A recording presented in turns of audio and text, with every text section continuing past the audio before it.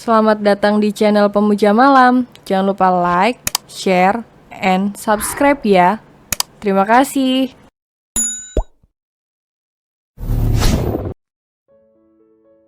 Episode 22, Dendam yang Salah Sasaran.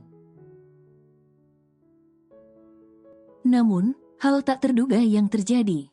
Ia membutuhkan Nazila di sisinya. Ia membutuhkan Nazila sebagai pendampingnya. Ia tidak ingin kehilangan dirinya. Ia sudah terlampau nyaman dengan keberadaan yang singkat itu. Kehadirannya memang singkat dalam hidupnya, tapi memberikan efek yang begitu besar. Kehadirannya, rasa masakannya, kehangatannya, perhatiannya, kepeduliannya, bahkan mungkin juga rasa bibirnya yang begitu lembut. Hingga membuatnya sering terbayang. Pokoknya semua tentang dirinya entah sejak kapan membuatnya begitu tertarik. Apalagi saat Kevin begitu perhatian dengan Nazila, ia kesal, ia marah, ia cemburu. Ya, ia baru sadar kalau sebenarnya ia cemburu. Mengapa rasa ini baru ia sadari justru setelah Nazila pergi entah kemana? Lah, aku mohon maafin kesalahanku. Aku tahu aku salah, sangat salah. Izinkan aku memperbaiki hubungan ini. Izinkan aku memulainya kembali dari awal. Aku ingin kamu, aku ingin anak kita, aku ingin kita bersama. Aku ingin kita membangun keluarga kecil yang bahagia. Aku menyayangimu, lah, aku membutuhkan kamu. Aku menginginkan kamu, jangan pergi, lah, kembalilah, aku merindukanmu. Lirih Noran yang terus dibayangi penyesalan dan kerinduan yang mendalam. Rasa rindu itu kian menggerogoti seluruh hati, jantung, dan pikirannya. Bahkan kini ia selalu tidur di kamar Nazila, sembari memasang baju Nazila yang tertinggal di bantal gulingnya. Dipeluknya erat bantal itu setiap hendak tidur, membuatnya seolah-olah memeluk Nazila sama seperti saat ia sedang sakit. Noran tersenyum tipis saat mengingat bagaimana ia dan Nazila berpelukan dalam satu selimut yang sama. Dengan tubuh nyaris tanpa busana, kehangatan saat kulit mereka saling bertemu menghantarkan gelenyar unik ke seluruh tubuhnya. Ia bahkan nyaris tak dapat tertidur saat itu. Namun, ia pura-pura memejamkan matanya agar tidak membuat Nazila semakin malu.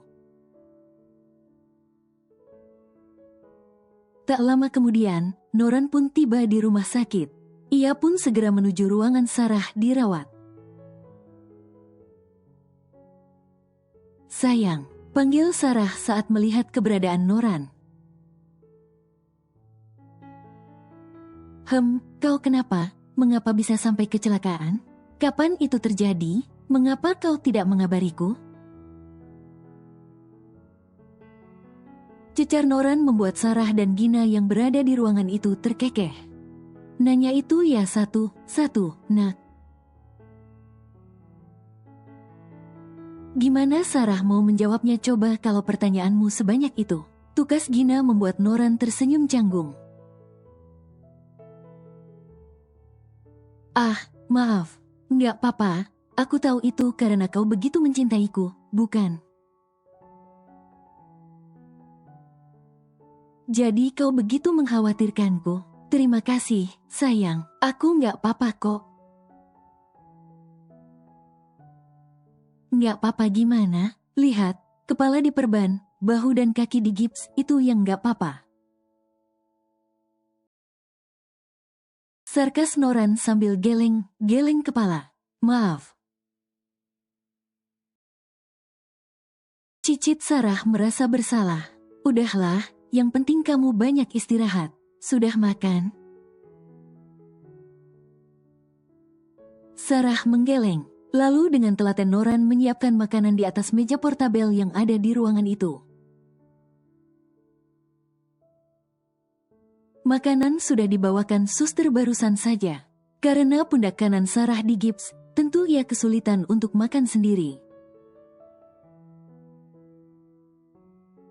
Ia pun membantu Sarah makan dengan menyuapinya.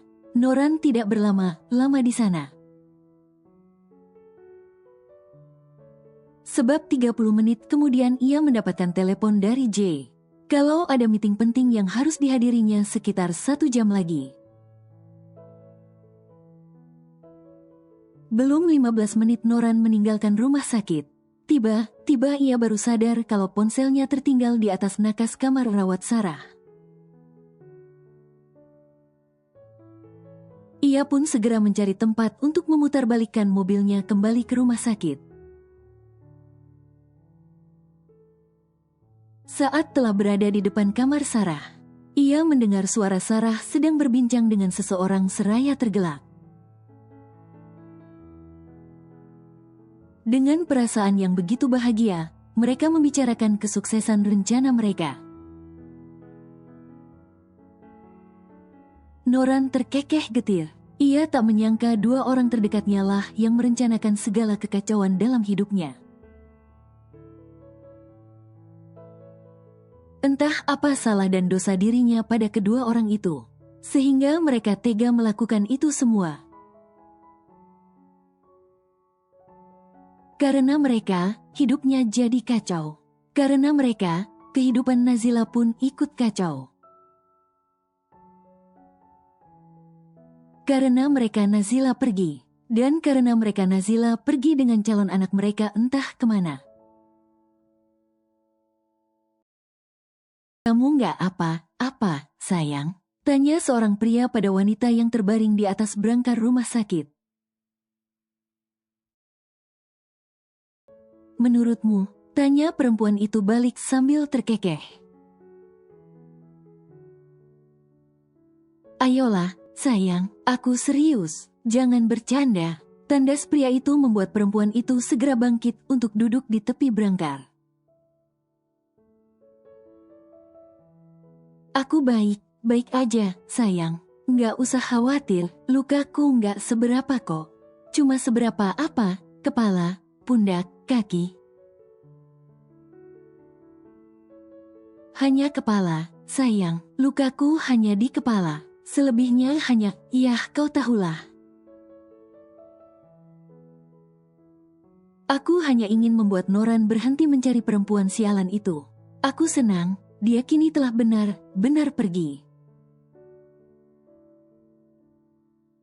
Rencana kita berhasil besar, sayang, ujar Sarah dengan bahagianya. Yah, kau benar, kau memang ahli strategi yang handal. Dari rencana mendekati, memberi obat perang, menjauhkan keduanya, kau memang luar biasa. Bodohnya Noran sampai sekarang tidak menyadarinya, timpal pria itu. Tapi sejujurnya aku merasa kasihan dengan perempuan itu. Kau tahu, ia baru saja kehilangan ibunya, lalu kini. Laki itu menggelengkan kepalanya merasa iba. Jangan salahkan aku. Salahkah dirinya sendiri mengapa 3 tahun yang lalu ia harus mendonorkan salah satu ginjalnya pada bajing itu?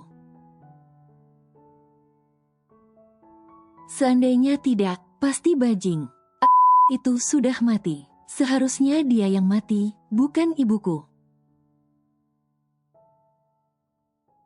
Tapi dia malah enakan punya umur yang panjang, sedangkan ibuku. Ucapnya dengan suara bergetar menahan segala emosi di dadanya. Kalau bukan karena kecelakaan yang diperbuatnya, ibu pasti masih hidup. Aku benci mereka berdua. Kenapa harus ibuku yang mati, bukan dirinya? Pekik Sarah menahan emosi. Noran yang belum lama kembali lagi. Tersentak saat mengetahui fakta mengejutkan tersebut. Awalnya ia terkejut. Ternyata semua awal mula permasalahan antara dirinya dan Nazila merupakan perbuatan Sarah. Tapi kenapa Sarah sampai tega berbuat sejauh itu?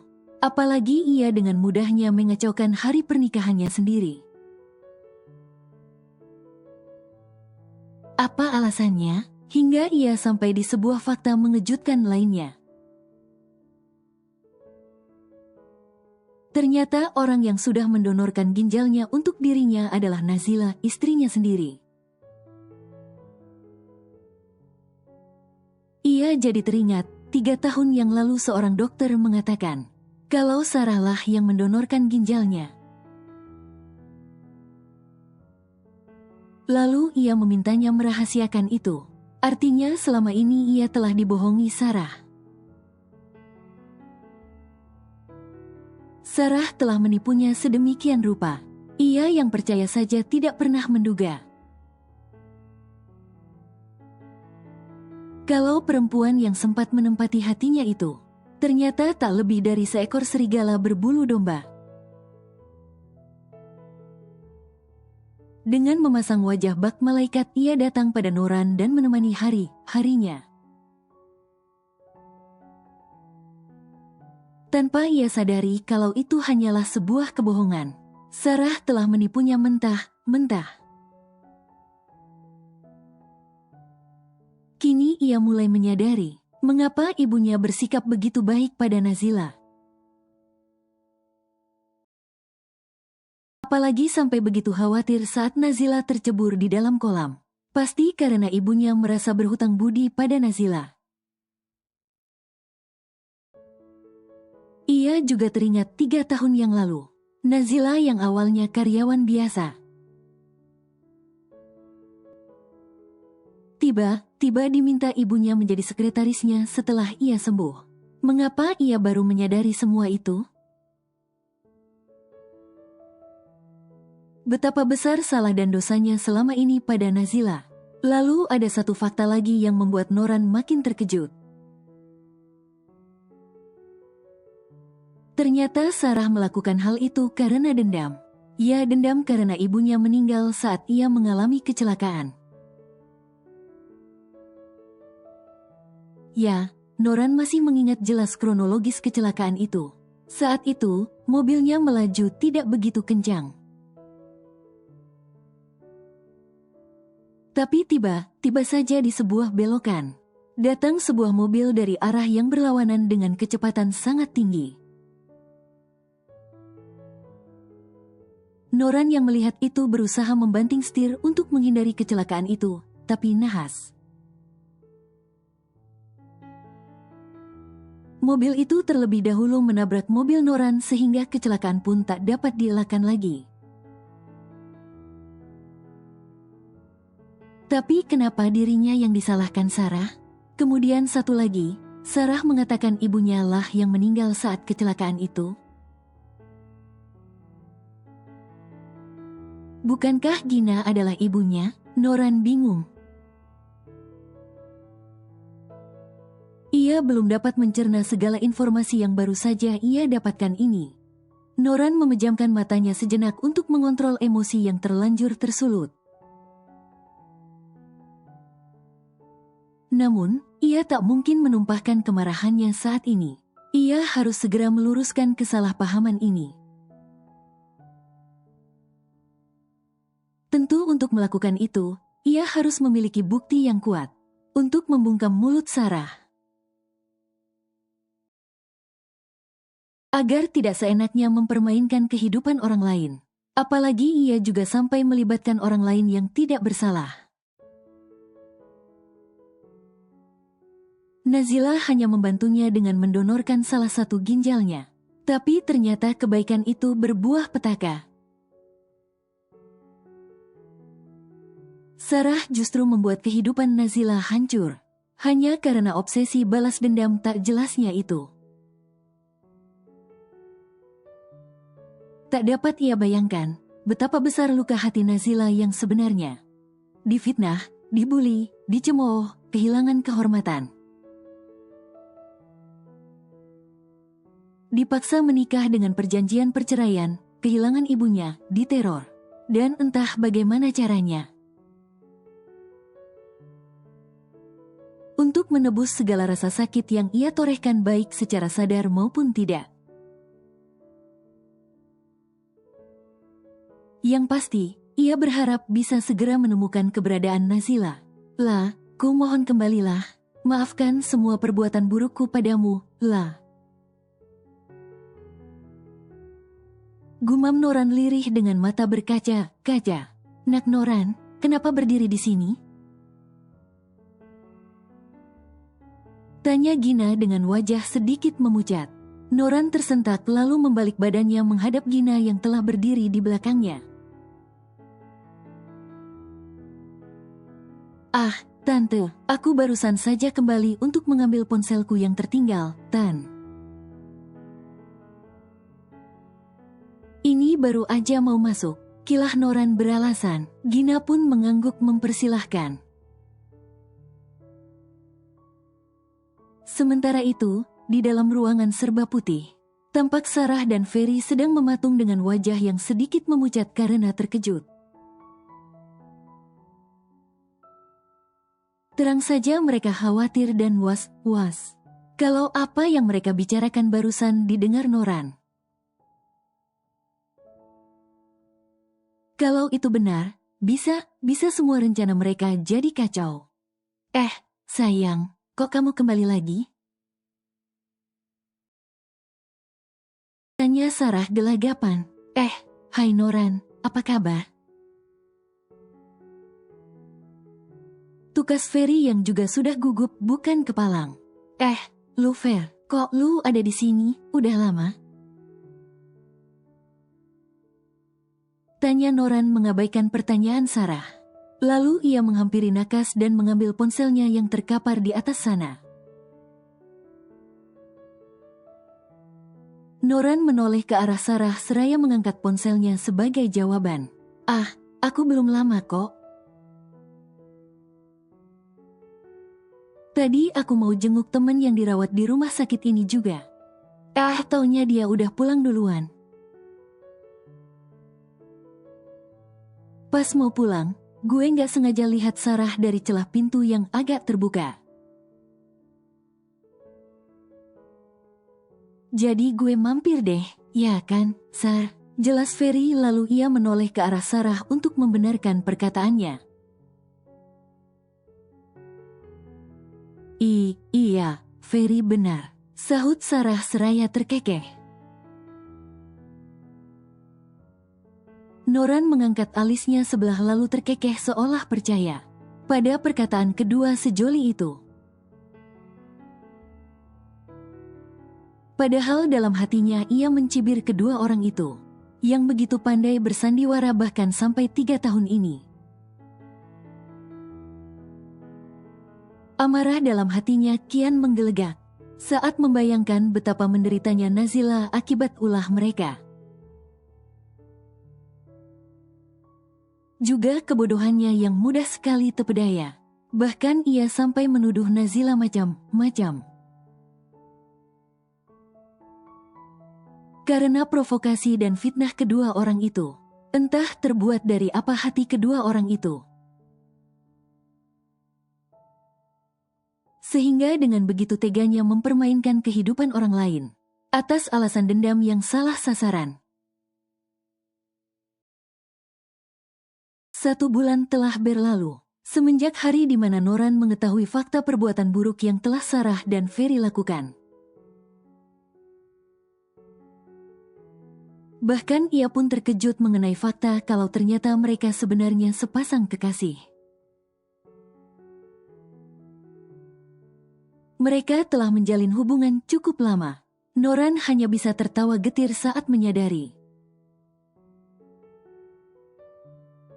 Ternyata selama ini dirinya telah dipermainkan oleh sahabat dan kekasihnya sendiri. Semenjak mengetahui fakta itu, Noran juga terus mencari bukti untuk membuktikan kalau ia tidak bersalah sama sekali atas kematian Ibu Sarah. Selain itu, ia juga terus meminta bantuan orang yang sengaja disewanya untuk mencari keberadaan Nazila. Bagaimana? Kau sudah mengecek semua penerbangan atau apapun itu? Tanya Noran pada orang yang disewanya. Maaf Tuan, kami belum menemukan informasi apapun. Kami bahkan telah mendatangi semua bandara di provinsi ini. Dan menurut hasil pencarian di pusat informasi, tidak ada satupun penumpang yang bernama Nazila yang pergi dari provinsi ini baik untuk penerbangan lokal maupun mancanegara. Tukas orang itu membuat Noran mengerang frustasi. Tak lama kemudian, masuk orang lain yang juga merupakan orang suruhannya. Tuan, saya mendapatkan informasi penting. Tadi saya mampir ke pangkalan ojek di persimpangan jalan di ujung sana. Ada salah satu tukang ojek yang mengenali istri Anda. Sebulan yang lalu Nyonya naik ojeknya menuju terminal bus. Tapi sayangnya dia tidak tahu kemana arah tujuannya. Selain itu, sebelum ia mengantarkan Nyonya, ada seorang bapak dan ibu yang menghampirinya dan meminta maaf. Sepertinya pria itu ayah dari Nyonya. Tapi Nyonya tidak mau memaafkan mereka. Kemudian Nyonya pergi begitu saja tanpa mempedulikan orang itu. Imbuh orang itu lagi. Noran mendengarkan semua informasi itu dengan seksama. Artinya, Nazila pergi melalui jalur darat. Tapi kemana? Coba cek rekaman CCTV di sekitar sana pada tanggal tersebut. Lakukan apapun yang kalian bisa. Aku harap kalian bergerak lebih cepat agar dapat menemukan keberadaan istriku secepatnya. Tukas Noran yang diangguki patuh oleh orang tersebut.